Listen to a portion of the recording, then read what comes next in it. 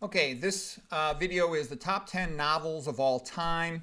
And number one is Christmas Carol by Charles Dickens. That's my favorite novel because it's real short, it's very well written, and I love the movies that go with it too. And basically, it's uplifting. This guy Scrooge was a jerk, but the point of the book is that you can turn your life around. You're not doomed to a persistent fate. If you make the effort to change, you can be redeemed and you can do a lot of good things and have a good life. And it's good to be resilient and to bounce back. Helping other people makes you happy. So there's a good life lesson. There's a good philosophy of how to live one's life, and the idea of looking back on your past with the Ghost of Christmas Past, learning from your friend Jacob Marley, looking at the Ghost of Christmas Present and Future. I thought that was a very smart way to look at life and to make your life better. So I love that book. Next one is Les Miserables by Victor Hugo, another masterpiece. The movies about it are great. The musical is great, 1985. The best soundtrack is the 1985 version. And again, it's the same point as Jean Valjean. His life was going down the tubes and he'd really messed up bad, but the bishop gave him a chance to turn it around, and he lived a magnificent life and did so much good for people. And Javert, the guy who was chasing him around, was really being a jerk. But that's kind of how life is. Les Miserables, it's just a masterpiece. Victor Hugo is another great literary genius. And a lot of times that book's really long, like 1,000 pages. You can get audio CD versions, good way to get through that, listen to that when you're driving around. Brothers Karamazov, another really long masterpiece of a book. So there's the four brothers, and this is by Dostoevsky, the Russian. I matched my highlighting, blue for the French, Victor Hugo, green for Christmas, red for the Russian, Dostoevsky. What I like about Brother Karamazov is there's, four brothers and a father, and basically Alyosha, the younger brother, he's the only one who has a good philosophy of life. Ivan is the brilliant genius intellectual, but his pessimism, his atheism, his selfishness, he kind of spirals down despite his brilliance. Versus Alyosha seems kind of simple-minded, almost boring at first, but he's good, he's nice, he's honest, he helps people, he believes in God, and over the long run, Alyosha hangs in there and has a great life, and that's really sort of the masterpiece finding in the book is, the big shots brothers. Dmitri is sort of a hothead, gets himself into one problem after another. Ivan, with all his brains, spirals into pessimism and despair. Shmertakov is a jerk. And the father is a jerk too, but there's a big lesson in that book. And Father Zosima, sort of the mentor of Alyosha, is great. And you read that book, it's a lot like real life. How do you find a personal worldview and philosophy that makes you behave in a way that you yourself are happy and you make other people happy? And so it's a brilliant book. And then the chapter on the Grand Inquisitor, that's a masterpiece. It's like the best chapter in any book ever written. And I think the best translation is Constant Garnett's translation. It's the one closest to the feeling of the book. The modern translations, they're non-religious largely. And so, that's stupid. How can you have a non-religious translation of a book that is largely religious? It just is, okay? The modern world tries to look down on religion. Most of this promotion of atheism is just a push towards a return to serfdom. So, it takes away people's rights. We're not going to get into it, but don't be fooled by pretending to be intellectual. It's not. Okay, Atlas Shrugged. Atlas Shrugged, just a masterpiece of a novel. Ayn Rand, I think she's the smartest woman who ever lived. Man, is she a genius. Just read her quotes. A lot of times to get to know an author, I'll just look up all their quotes and get a sense of them. Her quotes are just so brilliant. They're startling.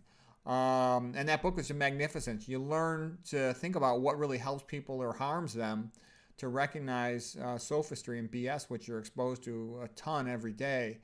And Ayn Rand's own life was rather incredible. So that was sort of a big paradigm shift novel to read.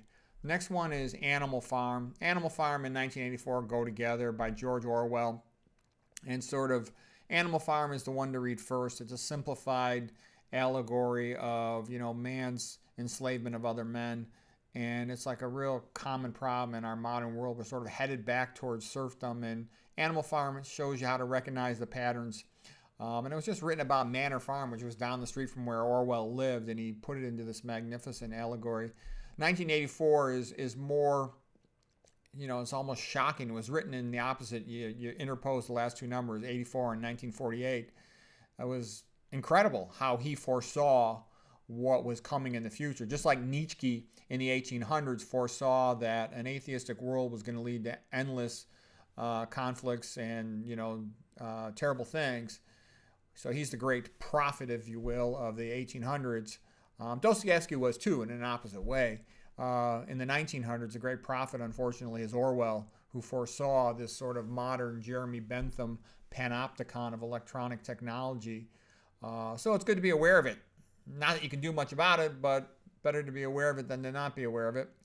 The Da Vinci Code by Dan Brown, magnificent book in the sense that the writing was just so entertaining, was so well written, even though it's a very dishonest book. It's full of stuff that's untrue. He's wrong about a lot of stuff, but I'll give him credit. He wrote a very entertaining book to read. Then you start to think about it, you go, this is stupid. So Da Vinci Code, full of flaws, but in terms of skill of writing, like talk about a cliffhanger, he would end each chapter on just the right moment to make you want to read the next chapter. Okay, but like I said, he says tons of stuff that's just blatantly untrue. Okay, Don Quixote by Miguel Cervantes. I love that book just because I'm part Hispanic, and the plight of a good man. You're kind of screwed no matter what you do. One of the things I say to myself is, well, at least I'm only half screwed. Most people are totally screwed. I'll count my blessings for that. In the sense that, no matter how hard you try, you still end up looking a little bit ridiculous, but you should still try to do the right thing. Try to be good. Try to make the most of your situation in life. And you see how Don Quixote, he means well, but he just screws up over and over and over. And he's rather funny, and it just puts human behavior in a very entertaining perspective. Hamlet, a great example of brilliant, deep thought. So Hamlet obviously had a lot of problems, and he couldn't control himself, and he was in a screwed up situation, but the depth of his thought, I found that fascinating, and the beautiful writing of Shakespeare. It's my favorite Shakespeare play by far. So that one stays with you. Brave New World. Each of these ones has sort of had a big effect on me. In most novels, I really don't care for them that much. I'm not a big novel reader. I used to be when I was young because I was inspired by my father's love of literature. But looking back, I didn't even understand stuff when I was a kid. I just tried to read it to be like my dad when I was a teenager. And then once I was older, I realized I didn't understand all the emotional stuff until you've, had a serious girlfriend or a wife or raised kids or dealt with jobs and all that. It's hard to understand the world of adults when you're never been an adult. Brave New World by Aldous Huxley. The big lesson learned out of that one, I think, is that hedonism weakens people. Look at all these modern people abusing substances on multiple meds, eating, toxic or addicted to toxic processed food, and they're weak and they're stupid. And Aldous Huxley himself, got involved with LSD and basically just sort of destroyed himself. He's like a example of a person damaged by his book. One of the things I thought interesting as well was they talked about having a hatchery. And people don't understand it, but there's rulers, man. They don't even want people to have families. They just want babies to be popped out like in a factory farm and then, trained for labor, and that's about it. And Plato had even suggested something similar to that because he was jealous of the Spartans for having conquered Athens. And so what I'm saying is a big lesson learned is beware of hedonism. It weakens you. Another great quote I heard from this guy, he said, is an excess of resources weakens creativity. Limited resources increases creativity. And the point of that is you take what you got and you do the best you can in life or in creating a work of art or literature or whatever. And if you got too many distractions, you never achieve anything. And there was a big argument between my wife and I when the kids were young. I would try to get the child, enjoy something, you like it, put a big effort into it and make something really beautiful with it. Like, for example, one of my kids did a beautiful PowerPoint. Of course, I helped him with the PowerPoint. He's only in 4th grade because he loves Steve Irwin, the Australian guy, with the zoo and the animals and stuff. And, my wife's like, oh, why are you bugging the kid? I just want the kid to be normal. He doesn't need to know PowerPoint in 4th grade. Yeah, that's true. But when a person's excited about learning, excited about a project, and they can create something beautiful, they recognize that it's possible, it can be done, and they take that skill, knowledge, and understanding and they apply it to other things that they do.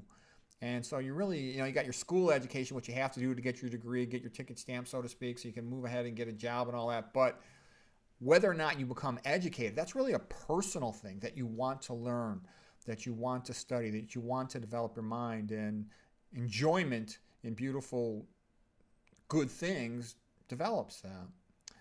It's more than just being normal and all this other stuff. Okay, Brave New World, we talked about that. Importance of Being Earnest by Oscar Wilde. So I like Oscar Wilde. You know, he's an Irish guy, went into England where they hated his guts, and he became their best playwright, their most popular writer. So I admired all that because he was funny and clever, had a totally new style. He's another homeschooled guy. And it just opened my eyes to how writing could be. Funny with lots of puns and jokes, and the way you would talk to a good friend. And the same thing with Alice in Wonderland, more of the same, a little more of a professor type smart talk with surprising metaphors and great writing styles. And that had a tremendous influence on me when I was trying to learn how to become a better writer, to want to write like Oscar Wilde and Lewis Carroll, you know, funny. And so I do a lot. And sometimes people don't like it, you know, like I just laughed. I made those joke prayers, and man, I got more dislikes than I've ever got percentage-wise. Observation. So the bottom line, what did I learn from all this? These are, in my experience, the best novels and plays I've ever read. But most of my reading is nonfiction, biography, and trying to solve some question, whatever it is. You know, what causes diabetes? What causes myocardial infarction? Biography, I think, usually real pleasant reading. You get real life history. History is good to read because if you can't read history, man, you're just a hopeless chump for understanding the modern world. Everything sort of repeats itself nowadays with more technology, but it's the same political goals and all that. Philosophy, you need philosophy to reason well and have good logic. I like reading the quotes real fast. I can figure out an author quite often from that. Of course, I read medical biology stuff all the time, and I read a lot of religion. Religion is under-recognized, the value of that. Look at Isaac Newton, etc. So anyways, hope that was helpful.